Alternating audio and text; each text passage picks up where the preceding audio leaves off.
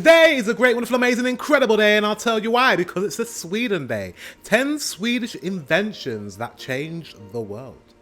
Without further ado, let's get into this reaction. Let's go. Sweden is a surprising country. It's not just full of introverts and That's awesome.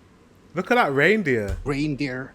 It's also full of inventors. In this video, I'm gonna talk about 10 Swedish inventions that changed the world.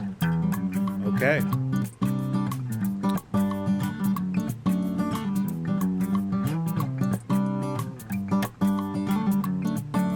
Up until the late 1950s, seatbelts in cars were just simple over-the-lap straps. But that changed in 1959. You invented the seatbelt that goes across and across the waist at the same time. Ingenious. The amount of lives you must have saved, Sweden. Quite a lot. Over-the-lap seatbelts were pretty terrible. People were often thrown forward despite the seatbelt, and they also caused injuries. Nils Bolin, an engineer at Volvo, decided that that wasn't good enough. So in 1959, he invented the three-point seatbelt, the type of seatbelt we all use today. Wow. This was an incredible step forward when it comes to driver and passenger safety. And safety was something Volvo was extremely concerned about. And they proved it as well by making the three-point seatbelt patent freely available to everyone in the entire world. Wow. The hats off to Volvo. That is a serious thing. He just said, oh God, it's very quiet. Hopefully it doesn't show quiet on your when you be listening to it. He just said that Volvo made that patent available for free. That is awesome. To be like, we could have the monopoly on this, and we could like just make our cars the most safe cars in the world, so everyone would have to purchase a Volvo. No, they said, no. Everyone should be safe when they're in a vehicle, so we're gonna make this patent free. Did it even charge you even a little bit? Wow. That makes me look at Volvo a little different. That's pretty awesome. That is pretty awesome. It's estimated that at least 1 million lives around the world have been saved because of this patent. For sure. So the next time you strap on a seatbelt in a car, you can thank Volvo and Nils Bolin. Thank you, Nils Bolin. Inventor, Volvo three-point safety belt. Thank you very much. He's got a kind face as well. The history of refrigeration is long and complicated. People used ice boxes for hundreds of years to keep food cold, and in the 1750s, the first artificial refrigerators were invented. In 1834, the first Wait, what? You invented the refrigerator? Kind of weird. Kind of weird, though, because I say it's weird because you would think it would be a hot country that's invented the refrigerator. Because in Sweden, I'm pretty sure a majority of the year you could probably put some stuff outside, like meat outside in the cold weather, and it'll be fine. Interesting that that one of the coldest countries in the world, you invented the refrigerator. Interesting. Vapor compression refrigerator was invented, which functions a bit like air conditioners today. Then the first commercial ice makers were introduced in 1854, and the first home fridges came out in 1913, and so on. There were tons of evolutionary improvements to the fridge over time. But one important step came in 1922 when two students at the Royal Institute of Technology in Stockholm, Carl Munters and Balthasar von Platen, invented the absorption refrigerator. It became a worldwide success. Carl Munters and Balthasar von Platen. That is a name, and a Balthasar von Platen. Sounds like a mad scientist. And was commercialized in the company Electrolux. Then technology eventually moved on again, and Electrolux was superseded by other companies. However, you can still see absorption refrigerators in campers and trailers today. At one point, this Swedish invention was in households all over the world, but these days you can mostly see it in trailer parks. Okay. The zipper. People in Sweden... What? You invented the zipper? The zip? Wow. Thank you. Thank you, Sweden. Yeah, I mean, I'm currently traveling. As you can see, boxes. I've literally got 7 days left in Bangkok, Thailand. And then I'm moving. I'm moving and I'm traveling. And then I'm going back to Europe and going back to England. So, yeah, I need a zipper because that zips my bags up and my suitcase. So thank you very much, Sweden. Sweden are quick to bring up the fact that a Swedish inventor called Gideon Sundbäck invented the zipper. And he did, sort of. The zipper was actually invented in 1851, and an improved version using complicated hooks and loops was invented in 1893. But it wasn't until Gideon Sundbäck improved the designs and made them have a lot more teeth that they actually became practical. Zippers were first used in shoes and tobacco pouches because clothes already had buttons and laces, and people saw no need to replace them. But human laziness eventually wins out, so soon zippers were added to clothes as well. These days, you can barely see any types of clothes that don't have zippers, and you can thank the Swedish inventor Gideon Sundbäck for that. Thank you.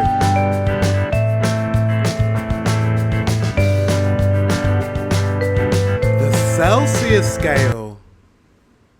The Celsius scale. Wow. We use Celsius in the UK. I know most people use Fahrenheit. We use Celsius. Thank you. That's how I tell the temperature. if that's what's happened, that you guys invented that as well. Anders Celsius was an astronomer born in 1701 in Uppsala, Sweden, and he's most famous for the Celsius temperature scale. In the beginning of the 1700s, there were around 30 different temperature scales used all over the world. Fahrenheit was one scientist to try to make a standard temperature scale, but that one turned out extremely weird, so no reasonable country in the entire world uses... He said no reasonable country in the entire world uses that, apart from America. That's Fahrenheit anymore. Celsius wanted something that was based around the freezing point and the boiling point of water instead. Makes sense. He came up with a scale that was 0 when water is boiling and 100 when water is freezing.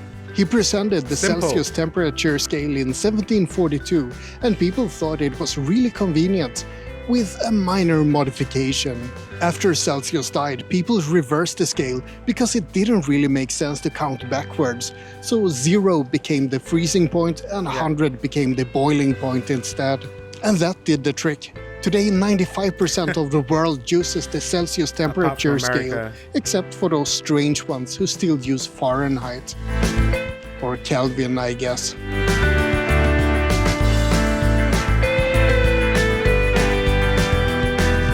People speculate that the first matches were invented in China around the year 577 AD, but they didn't really become popular until the 1800s. Then you had things like ethereal matches and lucifers that were used to light things on fire. The problem is that all of those were quite dangerous and even deadly because of all the phosphorus that was used. That all changed in 1844 when the Swedish inventor Gustav Erik Pasch invented the safety match. Thank you for all this safety stuff. I feel like zippers and seat belts and safety matches. Thank you very much for saving our lives. Like, do you know what I mean? Like, yeah, thank you. You know, I definitely would have burnt my house down if I had, or would have breathed in some horrible chemicals if you didn't make safety matches. The safety match split the reactive ingredients so that some were on top of the match and some were on the striking surface. This prevented unintentional combustion and made the matches safe for everyone to use. Or at least safer. You can still do stupid things with matches, of course. There's no way to completely protect people from themselves. True.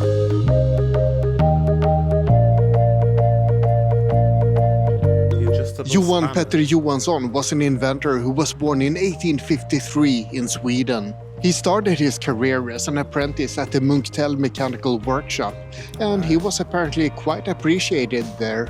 After working at Munktel for 3 years, he expressed a desire to move to America, but Munktel offered him any position in the company if he remained. He chose to stay on with the job title of inventor. He invented several important tools, both for Munktel and for his own company that he started in 1886. But his most famous invention came in 1892 when he got the patent for an adjustable I was trying to figure out what adjustable spanner. What do you mean adjustable?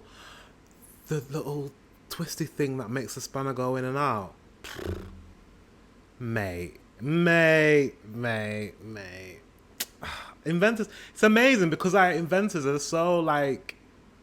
so creative and entrepreneurial, and I really respect people that invent things, but invent things that are very practical, invent things that we actually need and we actually use, and we probably take for granted, you know. Everything's an invention. This camera that I'm speaking to you through, actually it's my iPhone. I use my iPhone as a camera. I don't know if I've ever told you that.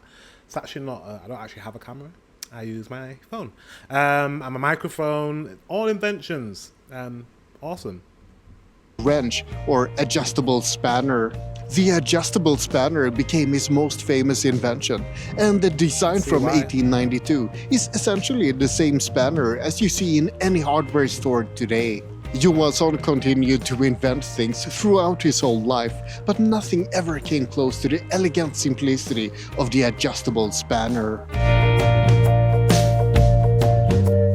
You sometimes come across the statement that Sweden invented the GPS. That's of course complete rubbish, but a Swedish inventor did something quite useful with GPS technology. Håkan Lantz is one of Sweden's most well-known inventors. He's credited with making the predecessor to the computer mouse, for example. He also invented STDMA, Self-Organized Time Division Multiple Access. It's basically a self-organizing way for multiple entities to communicate with each other over a shared channel. And this in turn is something that is used in AIS, Automatic Identification System. AIS is used in ships all over the world. It's used to monitor the locations of ships and to avoid collisions. It's also used in cargo tracking and a lot more. There are currently more than... I don't know much about AIS, but that sounds very interesting, and as long as it's making people safe, again, safety. See? Safety. Even the adjustable spanner is probably safety. You're not trying to fit a spanner into things that don't fit that size spanner in. I don't know. It just seems like practicality and safety is a very Swedish thing, and I love it. More than 40,000 ships that use AIS, from military vessels to rescue boats to commercial cargo ships. And while it isn't as impressive as the GPS, it's still a notable Swedish invention.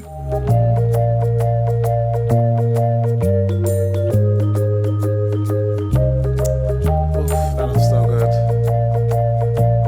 The candy cane. The story of the candy cane is complicated. You mean the little circle hook, the candy cane, actual candy cane? Is that from Sweden?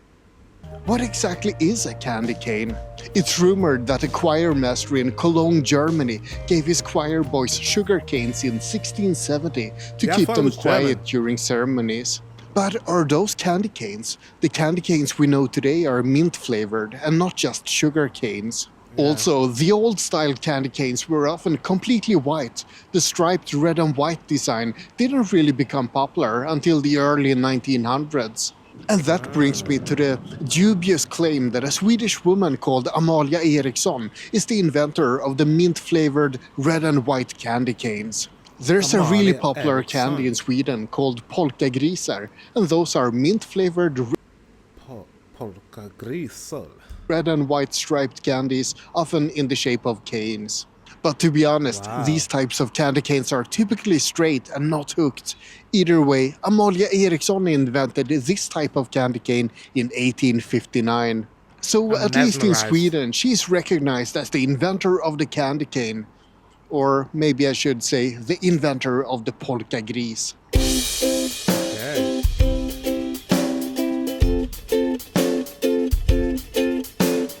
If you have a heart condition, then you've most likely heard of pacemakers. Did you invent pacemakers as well? See? Health. I said that. Safety. And if your heart is beating just fine, then you've most likely heard about them either way.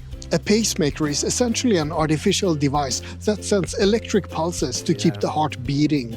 There have been many different types of pacemakers, some that required to be plugged into a socket and some that were wearable. But in 1958, the first pacemaker implant took place at Karolinska Institutet in Stockholm. Inventor Rune Elmqvist had designed a pacemaker that could be implanted into a patient, and surgeon Åke Senning performed the... That's crazy. I don't know how people are like, you know what, I'm just going to invent this thing that's going to send electric shocks into the heart to keep the heart pumping blood. Like, that's... Humans, we are very fantastic. Yeah, I'm saying we because everyone has a talent, everyone has something to offer the world. Whether you're an inventor like this, who's saving millions of lives, or you're just good at one particular thing, like good with people or something. Like, just humans are amazing. Like, what we're able to come up with is amazing. The procedure. This was the first pacemaker implant in the world, and the patient, Arne Larsson, lived until the year 2001. Unfortunately, it required him to have 26 different pacemakers throughout the years, because these first models didn't last very long.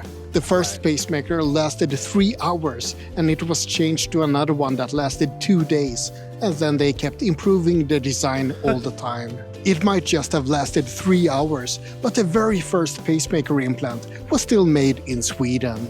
Wow. Very impressive.